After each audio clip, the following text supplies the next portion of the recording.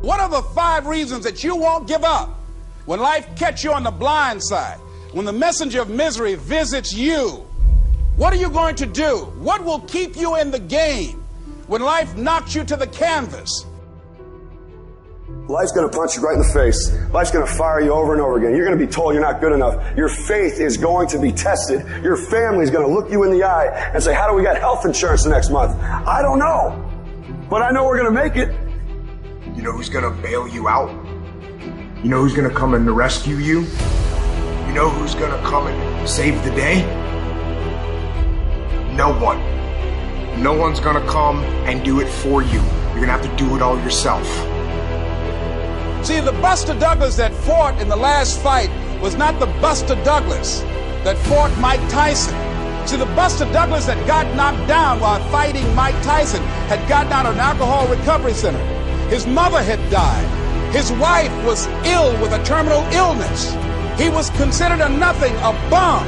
So when he got knocked down, Buster Douglas had a reason to get back up because he said, I'm dedicating this fight to the memory of my mama. Life is hard, man. That's what it's about. Life is a challenge. If you don't work as hard as you can, if you don't sacrifice everything, if you don't get rejected and keep coming back for more, if you don't get your loyalty tested and your faith tested, you don't love that thing if you bail out. So if you fought through all that, that's love. So you got to have some reasons that when life knocks you down, and it's going to. Hello, it's going to knock you down. When people disappoint you, and that's going to happen. When they betray you, and that's going to happen. When they lie to you, and that's going to happen. When they say, oh, you can count on me, and they won't show up, and that's going to happen. When you want to throw in the towel and give up yourself, and that's going to happen. When life collapses on you and catch you on the blind side, what reason can you remember that you can call on, that you can reach on, that can make you get back up? Find that reason. Because when life had knocked me down, I said, life, I'm doing this because I want to make my mama proud of me. I'm doing this because I want my children to have a better life than what I have. I'm doing this because all my life I've been told I'd be a loser, that I wouldn't make it. I'm doing this to make them a lie. I believe like Frank Sinatra, he said the best revenge in life is massive success. I'm doing this so I can become massively successful. And with that kind of courage, with that kind of affirmation and reason to empower me, I got a saying that when life knocks you down, try and land on your back, because if you can look up, you can get up.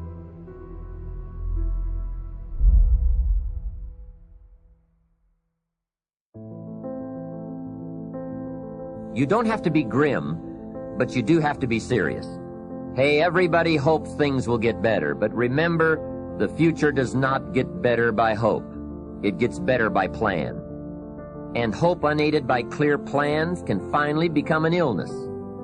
There's a Bible phrase that says, hope long delayed makes the heart sick. It's a sickness. I used to have the illness known as passive hope. It's bad. And there's one that is even worse, and that is called happy hope. That is really bad. The man is 50, and he's broke, and he's still smiling. That's bad. So get serious. Make plans. Put them on paper. My suggestion from experience. There's a phrase from the Bible that goes, without dreams and vision, we perish. How true. Humans have this unique ability to aspire, to dream, to go for something, to become something. Without that, life is not life. We must have dreams and never give up on our dreams. I'd like to share a few ways your use of time are affected by or influence the achievement of your goals. Have you ever thought that without some very clear written goals, you never even need to consider managing your time? Time essentials come from objectives well defined. Time can't be critical if objectives aren't defined. Now you might be one of those uniquely fortunate individuals who can keep all their objectives and purposes clearly defined in their minds and operate from that. But I wouldn't take the chance. Write your goals down and set careful priorities. Sometimes priorities are determined by the season. For a farmer in springtime, the season dictates his most important activities. During the spring, a farmer must work around the clock, burn the midnight oil, and keep the equipment running because he has only this small window of time for the planting of his crops. One of the difficulties of living in an industrialized society is the losing of the sense of seasons, when to pour it on, when to ease back, when to take advantage. It's easy to keep going from 9 to 5, year in and year out, and lose a natural sense of priorities and appropriate time. Don't let one year just blend into the next. Keep an eye on your own seasons, lest you lose track of values and substance. Part of setting priorities is learning to separate major activities from minor activities.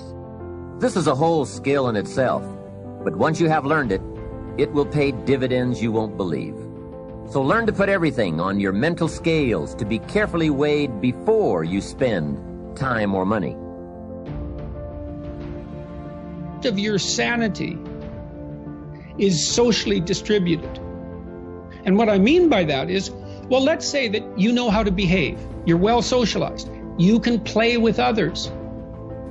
Now, I said already in this conversation, if you didn't learn to play with others between the time you were 2 and 4, you will never learn. And psychologists have beat their heads against the wall trying to rehabilitate antisocial children. They can't do it after the age of 4. Is that because areas of the brain just don't develop? Well, it seems to be partly because the kids fall farther and farther behind. So let's say you make the leap from egocentric dependence on your mother at 2 and 3 to immersion in a peer group.